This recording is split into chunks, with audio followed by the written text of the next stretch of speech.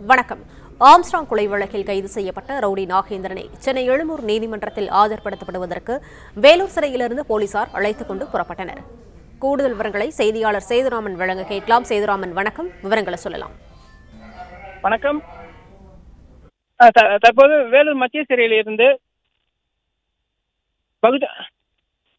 பகுஜன் சமாஜ் கட்சியின் தமிழ்நாடு மாநில தலைவர் ஆம்ஸ்ட்ராங் கொலை வழக்கில் இதுவரை 22 பேர் கைது செய்யப்பட்ட நிலையில் வேலூர் மத்திய சிறையில் ஆயுள் தண்டனை கைதியாக இருக்கும் பிரபல வடசென்னை தாதா நாகேந்திரன் 23 நபராக ஆம்ஸ்ட்ராங் வழக்கில் சேர்க்கப்பட்டார். ஆம்ஸ்ட்ராங்கை கொலை செய்த மகன் அஸ்வத்தாமன் உடன் சேர்ந்த நாகேந்திரன் வேலூர் மத்திய சிறையில் இருந்தே திட்டம் போட்டதாக செம்பியன் தனிப்படை போலீசார் வழக்கு பதிவு செய்தனர். பின்னர் இந்நிலையில் நாகேந்திரன் பார்மல் கைது செய்ய கடந்த வெள்ளிக்கிழமையான 9ஆம் தேதி போலீசார் வேலூர் மத்திய சிறைக்கு செம்பியன் தனிப்படை போலீசார் வருகை புரிந்தனர். அதனை அடுத்து ஆம்ஸ்ட்ராங் கொலை வழக்கில் இன்று வேலூர் போலீசார் 6 பேர் கொண்ட தலைமையில் எழும்பூர் நீதிமன்றத்தில் ஆஜர்படுத்த அழைத்து செல்லப்பட்டார். விவரங்களுக்கு நன்றி சேதுராமன்.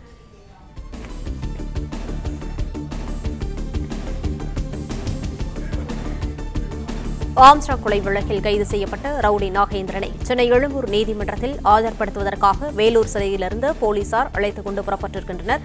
கூடுதல் விவரங்களை செய்தியாளர் சரவணன் வழங்க கேட்கலாம். சரவணன், வணக்கம். விவரங்களை சொல்லலாம். ஆம்ஸ்ட்ராங் கொலை வழக்கில் ஆயுள் தண்டனை கைதியாக வேலூர் சிறையில் இருந்து வரும் நாகேந்திரனை கடந்த வெள்ளிக்கிழமை அன்று செம்பியம் போலீசார் கைது செய்தார்கள்.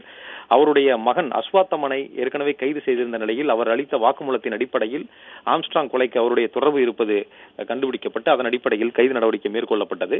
இந்த நிலையில் நாகேந்திரனை இந்த வழக்கை விசாரித்து வரக்கூடிய எழும்பூர் நீதிமன்றத்தில் 5வது நீதிமன்றத்தில் ஆஜர்படுத்துவதற்காக வாரண்டை பெற்று இன்றைய தினம் வேலூர் சிறையில் இருந்து ஆய்வாளர் கோவிந்தராஜ் தலைமையில் 12 பேர் கொண்ட போலீசார் அந்த குழுவினருடன் தற்பொழுது துப்பாக்கி ஏந்திய போலீஸ் பாதுகாப்புடன் வேலூர் சிறையில் இருந்து எழும்பூர் நீதிமன்றம் நோக்கி கொண்டு வருகின்றனர். இன்னும் ஒரு 2 மணி நேரத்திற்குள்ள சென்னை வந்தடைந்து விடுவார்கள் என்று போலீசார் தரப்பில் கூறப்படுகிறது. அதற்கு பிறகு எழும்பூர் நீதிமன்றத்தில் ரவுடி நாகேந்திரனை ஆஜர்படுத்தி இந்த வழக்கில் காவல்துறையினர் காவல் கேட்டு மனு தாக்கல் செய்திருக்கிறார்கள். அந்த மனு மீதான விசாரணையும் இன்று வரும் என்று எதிர்பார்க்கப்படுகிறது.